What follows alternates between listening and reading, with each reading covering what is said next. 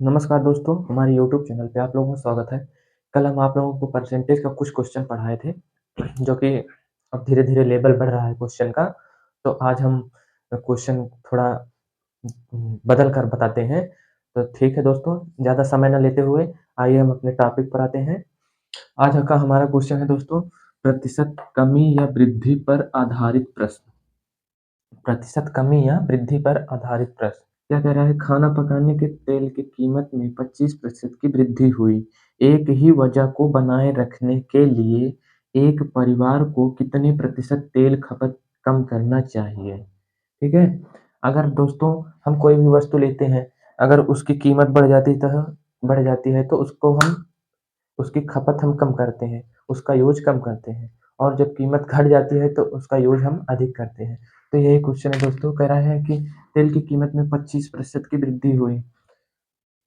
कोई भी वस्तु अपने आप में 100% होती है, अब उसमें 25% की वृद्धि हुई, तो पहले कितना था वो? 100 था, फिर 25% की वृद्धि हुई तो 125 हुआ। 100 से कितना अधिक हुआ? 25। क्या कह रहा है कि एक ही वजह को बनाए रखने के लिए एक परिवार को कितने प्रतिशत में खपत कम करना चाहिए।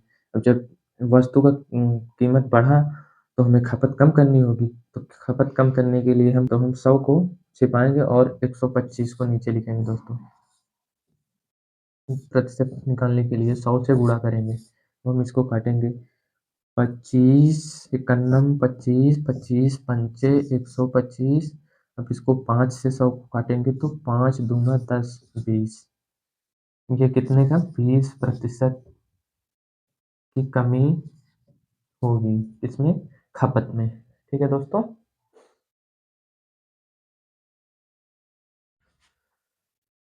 नेक्स्ट क्वेश्चन है दोस्तों हमारा, सीता की आय से 125% अधिक है, तो सीता की आय मीता की आय से कितने प्रतिशत कम है?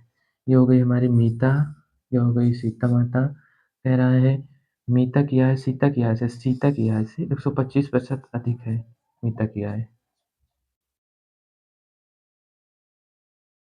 125% अधिक है, तो सीता की आय मीता की आय से कितने प्रतिशत कम है? तो सीता की आय, मान लीजिए इनकी आय 100 रहेगी, तो इनकी आय 125 बढ़ा तो 225 हो गया।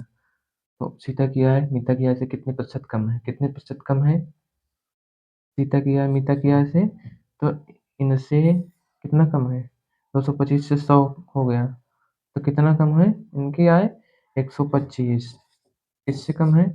100 से। तो 100 को हम छिपाएंगे, कम है तो कम को हम छिपाएंगे, कमी को, और इसको नीचे लिखेंगे बटे में, तो 125 बटा 225, फिर उसके बाद गुणे 100। इसको हम काटेंगे दोस्तों, 25 पंचे 125, 5 से कट गए, फिर 25 नौइया 225 दोस्तों, फिर यहाँ आएगा 500 बटे 100 में इसमें 5 से गुणा करेंगे तो 100 पंचे 500 बटे 9। इसको हम काटेंगे, 9 पचे 45 दोस्तों, फिर उसके बाद 5 बचेगा, फिर 50 हो जाएगा, 9 पचे 45, फिर दशमलव लगाएंगे, फिर काटेंगे 9 पचे 45, तो 55.55 हमारा लगभग इतना आएगा। ठीक है दोस्तों?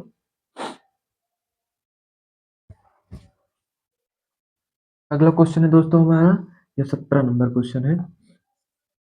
यदि ए की आय बी की आय से 25% अधिक हो, तो बी की आय ए की आय से कितने प्रतिशत कम है? ये हो गया ए, ये हो गया बी। क्या कह रहा है? यदि ए की आय बी की आय से ए की आय बी की आय से 25% अधिक है। ये मान लीजिए बी की आय 100 है, तो इसकी 25% अधिक हुआ, ये हो गया 125। ठीक है दोस्तों? ए की आय बी की आय से 25% अधिक है। बी की आय से 25% अधिक है। तो बी की आय ए की आय से कितने प्रतिशत कम है? बी की आय ए की आय से कितने प्रतिशत कम है? ये 125 से 100 मतलब 25 कम है। कमी पूछ रहा है तो हम 100 को छिपाएँगे, लिखेंगे 125 गुणे 100 करेंगे। काटेंगे दोस्तों, 5 पचम 25 और 25 पंचे नहीं 25 एकन्नम 25, 25 पंचे 125। तो ये हमारा होगा दोस्तों 100 बटे 5। इसको हम काटेंगे दोस्तों, 5 दूना 10, ये 20% कम दोस्तों। ए की आय मतलब कमाई, व्यय मतलब खर्च। ए की आय बी की आय से 25% अधिक है। ये ए की आय जो है बी की आय से 25% अधिक है। इससे 25% अधिक है तो इसका मान लीजिए 100% रहा होगा तो इसका 25% अधिक हुआ तो 125 हो गया। अब कह रहा है बी की आय से ए की आय कितने प्रतिशत कम है? बी की आय ए की आय से कितने प्रतिशत कम है? तो ये बी की आय 100 है, इसकी 125 है। कितने कम है इसका?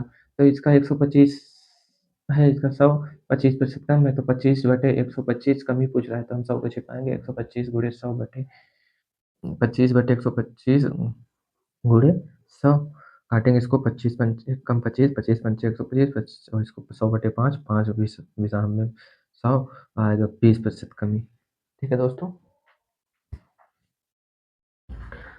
अगला क्वेश्चन है दोस्तों हमारा 18 नंबर। क्या है दोस्तों, यदि नमक का मूल्य 20% कम हो जाता है तो व्यय को समान रखने के लिए कितने प्रतिशत की वृद्धि की जानी चाहिए?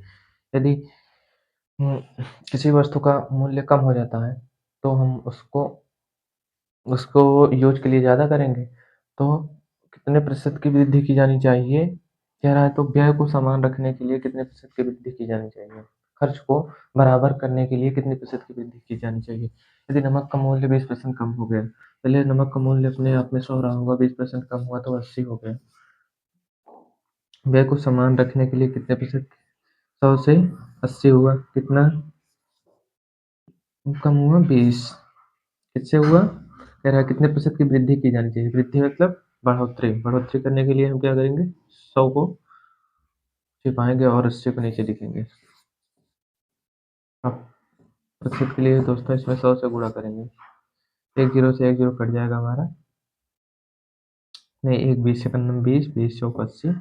इसके बाद दोस्तों 4 से 100 को भाग देंगे तो 25% की वृद्धि होगी। ठीक है दोस्तों।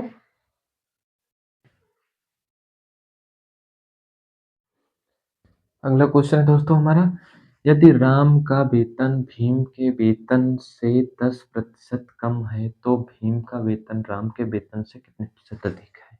ये हो गए राम, ये हो गए भीम। कह रहा है राम का वेतन भीम के वेतन से, भीम के वेतन से राम का वेतन 10% कम। ठीक है, 10% कम है तो भीम का वेतन, मान लीजिए भीम का वेतन 100 था, राम का वेतन 10% कम हुआ तो 90 हो गया। तो कह रहा है कि भीम का वेतन राम के वेतन से कितने प्रतिशत अधिक है? तो 100 से 90 हुआ, 10% कम हुआ इधर, फिर 90 से 100 हुआ तो राम का वेतन भीम के वेतन से 10%, इधर 10 ज़्यादा हुआ, फिर उसके बाद कितना प्रतिशत अधिक है? तो अधिक के लिए हम 100 को, इसको पूछ रहे हैं क्वेश्चन में कितने प्रतिशत अधिक है तो अधिक 100 को हम छिपाएंगे, 90 को नीचे लिखेंगे। उसके बाद हम 100 से गुणा करेंगे दोस्तों, इसको जीरो से जीरो हमारा कट जाएगा, ये बचेगा 100/90। इसको भाग देंगे दोस्तों, 9 एकम 9, फिर 9 एकम 9, फिर दशमलव लगाएंगे दोस्तों, फिर 11.11 ऐसे आएगा दोस्तों हमारा आंसर।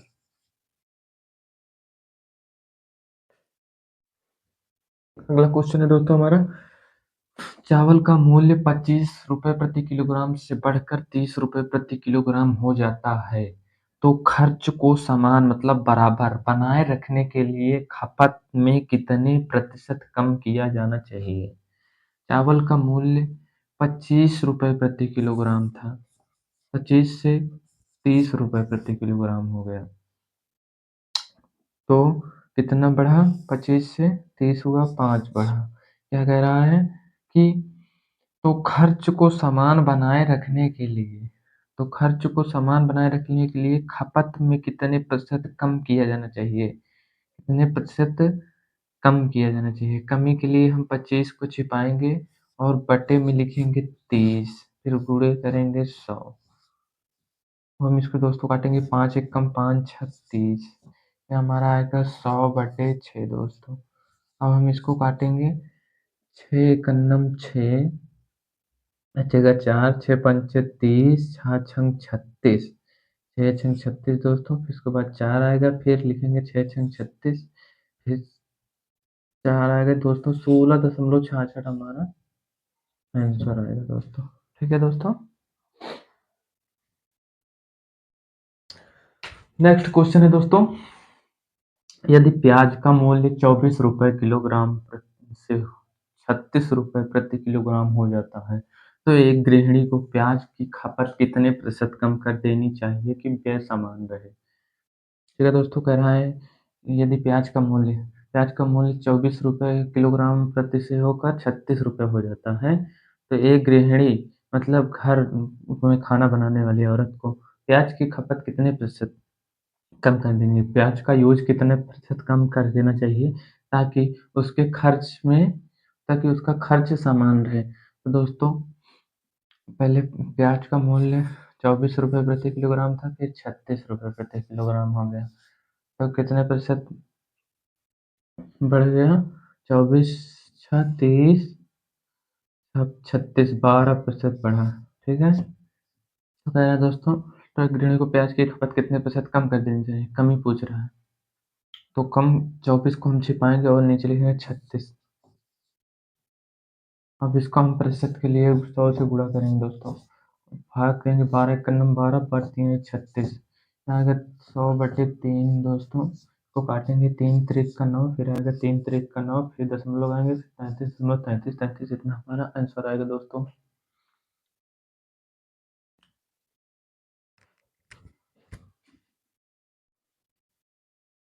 दोस्तों, क्वेश्चन जो अभी सॉल्व कराए गए, ये क्वेश्चन दोस्तों आपके यूपीएसआई और यूपीपी और एसएससी दोस्तों, ये तीनों के प्रीवियस ईयर के क्वेश्चन सभी हैं दोस्तों। अगर क्वेश्चन अच्छा लगा हो दोस्तों, तो चैनल को सब्सक्राइब कीजिए, लाइक कीजिए और दोस्तों हम होम गार्ड का भी आपको जीके के क्वेश्चन लेकर आएँगे। अगर आप हमें शेयर कीजिए, लाइक कीजिए, आगे बढ़ाइए, तो हम काफ़ी आपके लोगों को पढ़ाने के लिए मेहनत करेंगे दोस्तों। ठीक है दोस्तों, मिलते हैं नेक्स्ट वीडियो में। कल के लिए बाय बाय दोस्तों, नमस्कार।